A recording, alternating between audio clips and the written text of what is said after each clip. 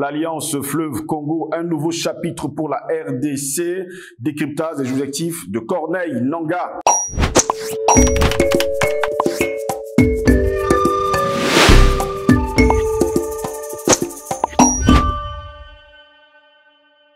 Mesdames, Messieurs, bonjour, très heureux de vous retrouver sur Panafricaniste TV, la chaîne de télévision des panafricanistes. Bienvenue à toutes et à tous à cette édition de Parole panafricaniste.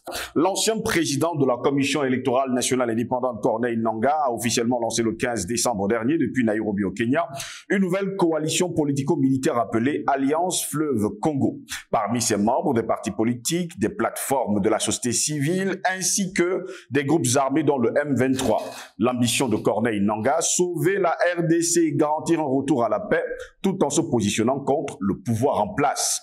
Corneille Nangaa, ancien président de la Commission électorale nationale indépendante, la CENI, de la République démocratique du Congo et actuel leader du parti Action pour la dignité du Congo et de son peuple en abrégé ADCP, a officiellement donc lancé une nouvelle coalition dénommée Alliance Fleuve Congo. Depuis Nairobi au Kenya, Nangaa a tenu une conférence de presse où il a révélé que cette alliance anti-Félix Tshisekedi rassemble divers groupes dont le M23.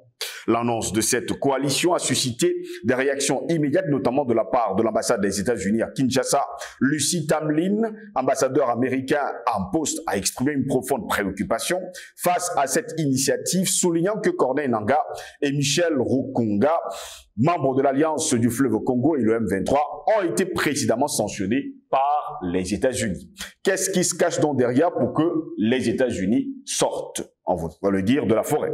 L'alliance de Nangaa survient alors que les États-Unis ont récemment négocié et obtenu un nouveau cessez-le-feu dans les zones sous occupation du M23 en vigueur du 14 au 28 décembre prochain, succédant à un précédent cessez-le-feu de 72 heures considéré comme un succès par les États-Unis. Mais qu'est-ce qui se passe également? Il se cache derrière ce cessez-le-feu demandé par les États-Unis d'Amérique. Quand on sait pertinemment que jusqu'à preuve du contraire, les États-Unis d'Amérique font partie de ces pays qui sont en train de détruire, on va le dire ainsi, la République démocratique du Congo. Qu'est-ce qui soulève également le courroux, on va le dire ainsi, des États-Unis face à Corneille Nangaa, ancien président de la CENI. Lucy Tamlin a condamné, il faut le dire également, cette initiative de l'Alliance du Fleuve Congo, affirmant que les menaces de l'AFC sont un affront au peuple congolais alors qu'il se prépare à exercer pacifiquement ses droits civils et politiques consacrés par la constitution congolaise. Depuis quand les États-Unis apportent-ils la paix? Depuis quand est-ce que les États-Unis nous ont dit un matin que désormais, du côté de la République démocratique du Congo, il y a un génocide depuis plusieurs années aujourd'hui, des décennies? Les États-Unis ont fait quelque chose. Elle a appelé en tout cas les acteurs intéressés à mettre fin au conflit dans l'est de la RDC en se conformer aux initiatives de paix régionales, notamment les processus de Luanda et de Nairobi. La diplomate américaine a réitéré les avertissements de son pays, affirmant que les États-Unis envisageront des mesures, y compris des restrictions de visa et d'autres sanctions à l'encontre de ceux qui sapent la démocratie ou menacent la paix, la sécurité ou la stabilité de la RDC et de la région environnante. Voilà pourquoi nous nous interrogeons l'Alliance Fleuve Congo, un nouveau chapitre pour la RDC, décryptage des objectifs de Corneille Nangaa. Pour répondre à nos questions, nous sommes avec le docteur Jean-Paul Bellec, il est astrophysicien panafricaniste. Il est notre invité ce matin. Docteur Jean-Paul Bellec, bonjour, bienvenue à vous. Bonjour Steve, merci de m'avoir invité. Bonjour à tous, d'abord aux techniciens, en partie JRS. Bonjour à tous nos téléspectateurs. Je t'écoute Steve. Très heureux de vous avoir, docteur Jean-Paul Bellec, encore ce matin. Nous nous intéressons à la RD Congo, la République démocratique du Congo. Et là-bas, il y a un homme qu'on appelle Corneille Nangaa, on le sait également. Eh bien, lui, il a été membre, on va le dire ainsi, de la Commission électorale nationale indépendante, président d'ailleurs de cette commission, ça il faut également le dire, ancien président de la Commission électorale nationale indépendante, qui désormais a pris l'initiative de créer Action pour la dignité du Congo et de son peuple. Alors officiellement, on a lancé cette nouvelle coalition dénommée Alliance Fleuve Congo depuis Nairobi au Kenya. Et parmi les membres justement de cette nouvelle coalition, il y a le M23. Oui, justement. Donc, ce monsieur se présente comme voulant créer une alliance pour sauver le Congo. Exactement. Et c'est une alliance anti-Tshisekedi. Et en plus, les États-Unis avaient trouvé avait réussi à négocier un cessez-le-feu avec le M23, et certainement la partie congolaise dans l'armée. Et en plus, c'est le moment que le monsieur Nanga, Corneille, c'est ça, en profite pour faire une déclaration à partir de Nairobi. Bon, moi, comme ça, là, ce que je vois, c'est un bandit politique. Et même quelqu'un qui, comment dire, qui est prêt à faire couler le sang à nouveau au Congo. Avec tout ce que tu viens de dire là. Et puis aussi, je vois que les États-Unis, dans le jeu, ils croient qu'ils sont plus intelligents que tout le monde, surtout vis-à-vis des Africains. C'est malheureux parce qu'aux États-Unis, il n'y a pas que la communauté blanche, il y a aussi des Noirs là-bas. Et puis il y a toutes sortes de Blancs et d'autres origines, asiatiques, latinos, tout ça. Donc c'est dommage que même les Noirs américains ne contribuent en rien de positif pour l'Afrique. On le sait clairement depuis Obama au monde. C'est vraiment dommage. Parce que quand on regarde de près, moi je vais d'abord dire, parce que l'élection au Congo a lieu aujourd'hui. C'est une élection à un tour. Au moment où nous faisons cette vidéo, quand on va la sortir, Steve, l'élection sera déjà passée.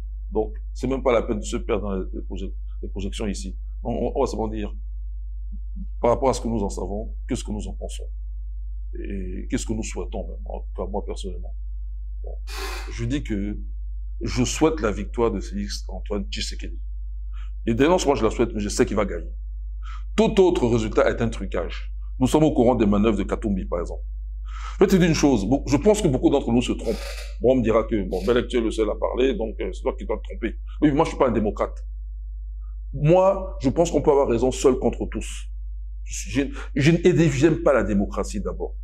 Personnellement, c'est un mot même que je me force d'utiliser parce que tout le monde l'utilise. Je ne cherche pas à le rendre beau parce qu'il est laid. Je sais qu'il y a des gens qui parlent de démocratie africaine parce qu'ils croient que la démocratie a quelques vertus. Il faut donc dire que l'Afrique a eu la démocratie. Non, nous, ce qu'on a chez nous, c'est Mahat. Donc, s'il faut placer Krassi, c'est Mahatocratie. Sinon, c'est Ousser Mahat. Totalement un Égyptien. C'est ça que moi, je valide. Je ne valide pas quelque chose où la majorité aura le dessus sur la minorité. Et même de façon dramatique, où une très courte majorité aura raison sur une très grande minorité. Non, je ne crois pas à ça. À l'élection, à partir du suffrage, où on peut tromper une bonne partie du... Tu connais l'adage, on peut tromper tout le peuple une partie du temps, et une partie du peuple tout le temps. Mais tromper le peuple une partie du temps, ça suffit, le temps d'une élection. Et là, tu les as embarqués pour 5 ans, si c'est un quinquennat, ou pour 7 ans, c'est un septennat. Tu peux le faire. Mais tu les as trompés quand même. Tu auras été élu parce que tu avais la majorité, mais tu les as trompés. Voilà. Donc, moi, je ne crois pas à ça. Je me fonde sur... J'ai commencé à changer d'avis parce que j'ai eu la chance d'avoir des élèves de la RDC qui m'ont donné de l'information. Et j'ai vu à quel point, à mon avis, à mon humble avis, mais je pense que beaucoup d'entre nous ici, panélistes, hors de RDC, on se trompe sur l'évolution de la situation au Congo. Surtout par rapport à Tshisekedi, Kabila, parce que le Congo ramasse beaucoup de problèmes de l'Afrique. Non seulement c'est un vaste territoire, mais il ramasse tous les problèmes. Par exemple, le problème des Rwandais. Parce que le Corneille, là, Nanga, pour les Congolais, c'est pas son vrai nom. Pour les Congolais, ça c'est un Rwandais. Moi, je suis un panafricaniste, donc ça me pose pas un problème. Oui, mais dans l'actualité actuelle, là, parce que tout problème de physique, il y a conditions initiales, conditions limites. Quelles sont les limites? Qu'est-ce qui se passe aux frontières du Congo? Tu as parlé du Kenya. Il y a des problèmes là-bas avec l'Afrique de l'Est. Donc, les frontières du Congo, les voisins, ils sont comment? Ils sont pas clairs avec le Congo. Hein? Le Rwanda, d'abord, vit sur la bête. Le Rwanda vit des richesses du Congo en les pillant et en continuant des massacres, alors que le Rwanda n'a pas de coltan, il devient un des premiers vendeurs de coltan. Donc, les conditions limites là, il faut les voir de près. Et puis, il y a les conditions initiales, d'où parle le Congo. Félix Tshisekedi est le fils de son père, c'est vrai, mais lui n'est pas arrivé au pouvoir comme Kaka Déby. Donc, si on supporte Kaka Déby, pourquoi on ne supporterait pas Félix Tshisekedi, qui est le père du fils, mais qui est le fils du père, mais il n'est pas arrivé au pouvoir par son père. Désolé, il s'est présenté aux élections, quel que soit l'arrangement à l'africaine ou pas, d'après Macron, peu importe. Il est arrivé au pouvoir. Mais son père n'était pas là pour le pousser, son père était déjà mort. Bon, le fils est Yadema. Il y en a qui commencent à dire que le fils est Yadema est un panafricain. Il faut l'inclure dans l'AES. Mais si on est prêt à faire ça, mais pourquoi pas celui qui ce qu'il dit? C'est un civil. Alors qu'est-ce qu'on fait? On regarde de près. Et on se rend compte d'une chose, c'est que quelle que soit la façon dont le monsieur a commencé, il s'est trompé. Mais beaucoup d'Africains se sont trompés. Ils se sont même pas trompés de mauvaise foi. Ils se sont trompés parce que c'est dans une façon... Il est né quelque part d'abord, okay, dans le sein de son père. Et puis il a eu une évolution. Maintenant, en tant que Congolais, il ouvre les yeux. Il commence à essayer de faire ce qu'il peut. Utiliser son intelligence, même faire un peu de mathématiques, s'entendre avec un Mbemba, par exemple. Mais Mbemba n'est pas condamné éternellement, puisqu'il y en a d'autres qu'on a libérés et qui ont même des crimes dans les mains. Va voir en Afrique du Sud, après la commission, tu sais, là, on jugeait les gens, et dès que tu disais, toi, disant la vérité, on te libérait. Mais il y avait plein d'assassins parmi eux. Alors, si on a accepté ça, on peut aussi accepter un Mbemba, puisqu'il est congolais, puisque Mbemba dit que lui, il est là pour son pays. Mais on le voit en acte. Alors, donc à partir du moment où, regardez dans quel vent souffle l'Occident. À partir du moment où l'Occident maintenant est contre Félix Tshisekedi, il y a de fortes chances que c'est lui qui ait raison. Maintenant, il y a une liste de 20 candidats. Moi, je te dis que dans la liste, je vais revenir sur la question. Dans la liste de 20 candidats, le seul candidat de poids, ok, et qui joue pour les intérêts du Congo à l'instant T, je ne parle pas demain ou avant-hier, à l'instant T là, c'est Félix Antoine Tshisekedi. Pourquoi? Parce que d'abord, les autres sont truffés de Rwandais. Et dans le contexte, quand on dit Rwandais, ça veut dire ennemi du Congo, donc de l'Afrique. Parce que le Rwanda joue contre l'Afrique. C'est un porte-flingue des États-Unis. Kagame, c'est un sale type, Kagame. J'entends beaucoup de gens dire que Kagame, il a réussi pour le Rwanda. Mais tu peux pas réussir pour le Rwanda, alors que ça joue contre l'Afrique. L'intérêt de l'Afrique passe avant celui du Rwanda. Et l'intérêt du Rwanda passe après celui du Congo. Je suis désolé. Le Rwanda, en population, c'est 10 fois moins peuplé que le Congo. Et en superficie, n'en parlons pas. C'est 100 fois moins grand. Donc, attends, tant qu'à choisir, moi, je prends le Congo, ça, c'est les maths, vite fait. Et c'est des maths calculatoires, c'est du calcul. C'est même pas du grand raisonnement. OK? Donc, le Rwanda joue pour les étrangers. En mettant à mort un maximum d'Africains pour une minorité. Parce que même au Rwanda, c'est pas tous les Rwandais qui profitent du système Kagame. Donc, déjà. Donc, moi, je dis que quand on regarde les choses comme ça m'étonne pas que ce monsieur fasse sa sortie. Parce qu'il est dans le double jeu des États-Unis qui croient qu'ils peuvent tromper les nègres que nous sommes. C'est-à-dire que on te fait croire que l'Occident c'est le bon camp. Donc toi tu es avec l'Occident. L'Occident lui il joue pour la démocratie. Il condamne celui-ci aujourd'hui. Mais en fait ils sont derrière lui parce qu'ils sont derrière le Rwanda. Le Rwanda appuie le M23 et celui-ci là on peut le désigner du doigt parce qu'il intègre le M23 sur lequel tout le monde crie. D'accord? Mais en fait c'est une stratégie globale. Le M23, c'est comme le tourisme au Mali. Donc, pour vous, c'est juste une stratégie de la sortie de Mme Lucie Tambim qui a condamné cette initiative de l'Alliance du fleuve Congo. Oui, parce que nous prend pour des cons que nous ne sommes pas. Voilà. Attends, j'ai déjà dit que le problème de l'Afrique, c'est non séparable. Il faut voir ça de façon quantique. Non local. Ça veut dire que si au Mali, au Burkina, au Niger, il y a des terroristes, le M23, c'est l'équivalent local. OK? Et toutes les autres bandes, c'est l'équivalent local. Si au Mali, au Niger, au Burkina Faso, il y a l'Occident qui est contre une évolution positive pour l'Afrique, qui appuie les populations, mais il en est de même au Congo. Parce que moi, j'aimerais voir, à l'instant où je parle, quelles sont les forces qui sont pour ce monsieur Nanga, quelles sont les forces qui sont pour Katumbi, Katumbi lui-même qui est déclaré étranger, apparemment il est maintenant en fuite. Voilà.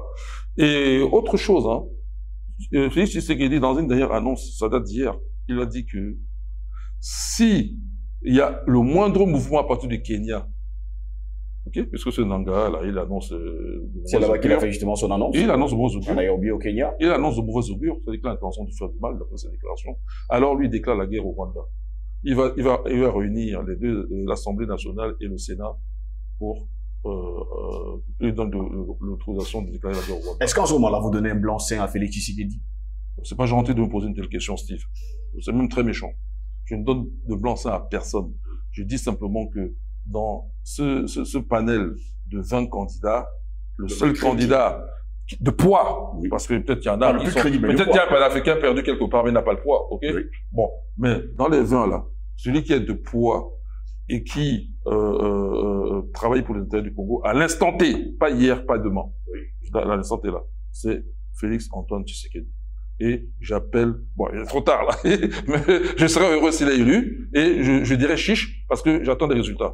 Je pense qu'il est temps qu'on donne de la confiance à celui-là. Il n'y a aucune raison qu'on appuie d'autres. Et Assimi Goïta, tu le connaissais d'avant? Non. Ben, il faut donc donner le même crédit à Tshisekedi, qui dit qu'il travaille pour son pays, et attendre de voir qu'est-ce qu'il fait. Et puis, le rappeler à l'ordre quand ça ne va pas, et le motiver quand ça va.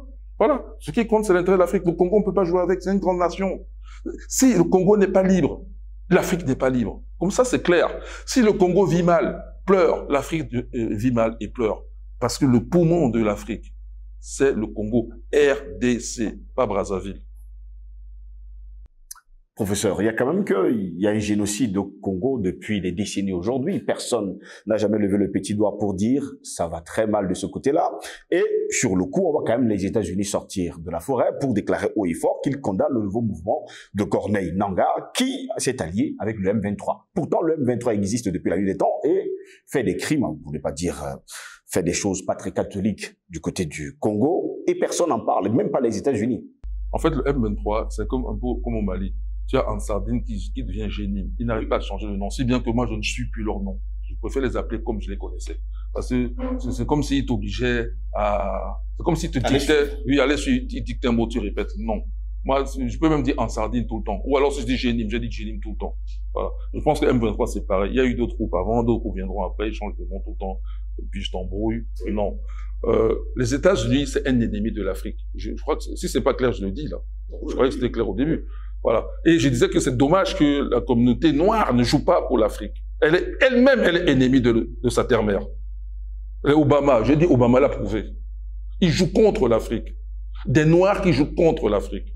Moi, j'accepte, tu sais, moi, j'accepte que l'étranger me fasse du mal. C'est pas un problème. On est dans la lutte, mais que mon propre frère me fasse du mal, je vais lui faire la guerre aussi, mais ça me fait quand même mal de lui faire la guerre. Tu comprends? Parce qu'après lui, c'est mon frère. Voilà. Et on est en train de diminuer nos forces. Voilà. Donc, mais c'est ce qui se passe aux États-Unis. Les Noirs là-bas, là. D'ailleurs, entre eux d'abord. Il faut voir dans quoi ils se perdent. On dit tout aussi que la jeunesse africaine est perdue dans je sais pas, ils se dénudent, ils dansent, je ne sais pas quoi, ils font n'importe quoi. Ok. Bon. Mais tu crois qu'aux États-Unis, c'est mieux?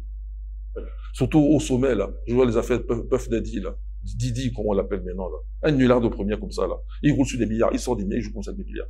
Il lâche des liasses de billets que nous on aurait besoin même ici. Il lâche des dollars comme ça, là. Mais il fait quoi? Des bêtises. Il fait des bêtises même dans son environnement qu'il détruit. Son environnement. C'est-à-dire que les gens qui sont proches, là, autour de lui, il détruit.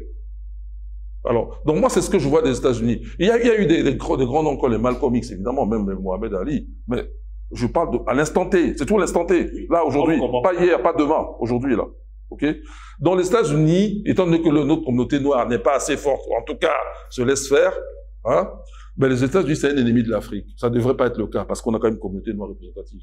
Mais malheureusement, c'est un ennemi de l'Afrique. Donc d'abord, moi, personnellement, j'ai été aux États-Unis, j'ai pas aimé. Comme ça, c'est clair aussi. Il y en a qui vont aux États-Unis, ils pensent que c'est le rêve. Moi, j'étais à Baltimore, c'est la seule fois que j'ai mis les pieds aux États-Unis, c'est à Baltimore. J'ai fait une dizaine de jours là-bas. J'étais au HST, le Hubble Space Telescope. Il y avait un congrès de plus de 1000 personnes. J'ai rencontré plein de célébrités là-bas et même de futurs prix Nobel. J'ai échangé avec eux. Sur le plan scientifique, c'était intéressant, je suis d'accord. Mais sur le plan humain, j'ai noté tout de suite ce qui n'allait pas aux États-Unis, en ce qui me concerne. Une dizaine de jours, ça suffit pour voir. Sur le plan humain, ça ne va pas aux États-Unis. Voilà. On a vu le Covid est venu le confirmer, et regardez ce que les États-Unis font par ailleurs. Hein? Ils soutiennent l'impossible, ils soutiennent l'impérialisme. C'est le chef des impérialistes. Ils encerclent l'Afrique avec l'Africom. Ils ont tué Kadhafi. Hein? Et si je sors d'Afrique, ça va se rajouter. Donc, non, moi, je n'écoute pas ce qu'ils disent aux États-Unis. Regarde, je disais que le problème de l'Afrique est non local et non séparable. Tu vois ce qu'ils font actuellement au Niger? Ils essaient d'endormir, ils croient qu'ils peuvent endormir les Nigériens. Tantôt, c'est la CEDEAO qui vient jouer le rôle de Nangaa, là. La CEDEAO promet des millions, des milliards de CFA. Et maintenant, c'est l'Allemagne qui débarque pour dire collaboration militaire alors qu'on a chassé la France. Comme si les Nigériens étaient incapables de se rendre compte que l'Allemagne et la France sont dans l'OTAN. Tout ça piloté par les États-Unis. Et puis, il y a encore une base militaire des États-Unis, encore pire, qu'il faut dégager. Voilà. Nous n'avons pas à faire contre ces gens-là. L'allié, et justement, là, j'attends chez Tshisekedi. Il a commencé, mais qu'il continue, qu'il aille au bout. L'allié stratégique, sur le plan militaire, en tout cas, et même plus, mais sur le plan militaire, c'est sûr, de l'Afrique, c'est la Russie. Donc, c'est dans ce sens-là que tous les Africains doivent aller. Les États-Unis ne sont pas un allié. Puis, c'est les chefs des impérialistes. Et nous, on veut sortir de là. Hein, nous, on veut aller vers le monde multipolaire. On veut même dédollariser. Si tu veux dédollariser, tu peux pas être ami avec les États-Unis. C'est incohérent. Dans les États-Unis, il faut même plus les écouter. Donc, justement, dans le cas du Congo, j'espère qu'après cette élection, Tshisekedi gagne, et il est clair. Il s'éloigne définitivement de l'Occident, qu'il a vu qu'on l'a trahi plusieurs fois. S'il était de ce camp-là, il faut qu'il en revienne. Et s'il est en train d'en revenir, qu'il continue. Et la direction est claire, c'est la Russie. Dès qu'il va prendre les armes russes, là, il a commencé, d'après les renseignements que j'ai, tu vois, la situation militaire va changer. Et là, il sera en position de dire qu'il peut déclarer la guerre au Rwanda. Et même faire la guerre au Rwanda, libérer le Rwanda de Kagame. Et ce ne serait que justice. L'ambition de Corneille Nangaa, d'après ses propos d'ailleurs, hein, c'est sauver la RDC et garantir un retour à la paix, tout en se positionnant contre le parti en place. Et le parti. Oui, donc son objectif, c'est contre le pouvoir, contre le parti en place. Ça me fait penser à certains opposants ici au Cameroun, anti-biaïstes primaires. Pour moi, c'est la même chose. Je vois pas si ça change. Et puis, c'est des gens qui aiment le pouvoir. Attends, que moi, Jean-Paul Bellet, que je sois président ou pas président, que ça j'en ai rien à faire. Le plus important, c'est quelle est ma part, ma contribution. Pourquoi ces gens-là, leur première chose, c'est prendre le pouvoir, chercher l'alternative à un frère qui est déjà là. En fait, ton problème, c'est que tu es prêt à t'aller avec le diable juste parce que tu veux le pouvoir. Ou alors tu veux pas que celui qui soit là. C'est quoi ce problème? Quelle est la marque de l'infamie que porte cette fille? C'est ce qu'elle dit. C'est la marque de son père. Ça suffit. Lui et son père, c'est la même chose. Moi et mon père, c'est pas pareil. Hein. Et mes enfants et moi, c'est pas pareil. Et je pense que c'est vrai pour tout le monde. Donc c'est quoi? Où est la marque de l'infamie, là? Et lui, on le connaît d'où? Lui, Nangaa, là. Son fouille dans sa famille, il est clair. D'abord, on dit que c'est un Rwandais, déjà. Donc lui, déjà, n'a pas de gros chapitre, là. Puis on n'a pas encore fait l'Afrique. Pour l'instant, c'est le Congo. On a vu d'autres comme ça. Nous qui disons que nous, on est des panafricanistes. Mais Ouattara, moi, ça me posait pas de problème, mais tu as vu, effectivement, que, vu les conditions initiales, là, si tu prends Ouattara, qui est burkinabé et manœuvré par la France-Afrique, ça donne que des choses négatives pour la Côte d'Ivoire. On n'a pas pitié d'eux. Voilà. Bon, il n'est pas mieux pour le Burkina Faso. Hein. C'est un France-africain. Bon, en fait, le seul maître, c'est l'impérialisme qu'il commande, quoi. Oui. Voilà. Donc, ils sont totalement vendus, ce genre de personnages. On a la même chose avec Bazoum au Niger. Ok? Et alors maintenant, RDC, il y a plein de Rwandais. On les a accueillis. C'est des Africains. Les Congolais ont refusé comme ça. Mais au bout d'un moment, ils se sont rendus compte que non. Les gars là sont vendus à l'étranger. On parle pas du peuple, hein. On parle des gens qui s'affichent, je te dis, les chefs là, comme les Nangaa là, même les autres candidats comme c'est Matata Mponyo, hein, c'est ça, hein. Oui. Voilà, comme celui-là. Lui aussi c'est un Rwandais, à l'origine des Rwandais. Et pourquoi ils ont honte de leurs origines? Après tout, c'est des Africains. Rwandais ou pas Rwandais, c'est pareil. Alors, il n'a qu'à dire, je suis Rwandais, mais bon, maintenant, je vais me présenter comme Congolais. Les Katumbi, 3 ou 4 passeports, hein. En tout cas, je sais, il a un passeport congolais qu'il a eu, on lui a donné. Il a un passeport rwandais, non pas rwandais, zambien, et il a un passeport italien. Parce que son père c'est bon, d'origine grecque, mais nationalité italienne. Bon. Il a un passeport zambien, sa mère est zambienne. Il a un passeport de RDC, il n'a aucun parent de la RDC. Et le voilà qui est congolais, juste parce qu'il a été gouverneur au Katanga. Et lui, il est gouverneur au Katanga, il veut jouer pour les intérêts du Congo, mais il est contre les gens du Kasaï. Le Kasaï, c'est pas au Congo, ça? Alors, donc si un Kasaï voulait faire des affaires là-bas au Katanga, voilà, on le cassait, on le chassait. Non, tous ces gens-là jouent pour l'impérialisme. Et même si Tshisekedi joue ou jouait, peu importe pour l'impérialisme, c'est le moindre mal. Parce qu'à un moment donné, il faut prendre le moindre mal. Le moindre mal, tu respectes déjà un peu. Le pire des mots, tu respectes plus. C'est mathématique, ça aussi. La nouvelle coalition Alliance Fleuve Congo, c'est un nouveau groupe qui vient de s'ajouter, toujours contre le Congo, ou bien alors pour jouer pour le Congo? Non, c'est juste la mise en forme. Ah, la mise en forme. Et on change de visage, mais en fait, c'est tout. Je t'ai dit que c'est le même jeu. Tu peux l'appeler M23, tu peux l'appeler Alliance Fleuve Congo. Une alliance qui se fait dans le fleuve, c'est ça. Allez savoir. Dans le fleuve Congo, tu traverses même combien de pays? C'est une bonne question. Bon, ok. Donc moi, je pense que c'est un peu du n'importe quoi. Et il y a des pays, malheureusement, qui jouent le jeu, agent des États-Unis, de Kenya. Le monsieur là, il est sur le retour, là, on a dit que c'était un panafricain. Parce qu'il a fait 2 ou 3 discours, il a parlé de l'Afrique, ceci, cela. Mais dans les faits, c'est quoi? Ces gens-là, les Kenyans, les Tanzaniens, hein, ils ont tué Magufuli pour mettre une bonne femme là, hein, qui joue le jeu des États-Unis, dès son installation au pouvoir. Hein. Elle a été d'abord de transition, paf, après élection rapide, et là, voilà, et elle joue le jeu des États-Unis. Donc, il y a le Kenya, il y a la Tanzanie, l'Ouganda, et avant eux, le Malawi. C'est le Malawi, le premier pays à envoyer des ressortissants africains, les gens de Malawi, hein, aller travailler en Israël pendant la guerre. Là où les Philippins, tout le monde fuit, les Thaïlandais quittent Israël. Lui, il envoie des concitoyens Malawi pour aller travailler là-bas. Et maintenant, ils sont maltraités. Et qu'est-ce qui se passe? D'autres suivent. Et quels sont les gens qui suivent?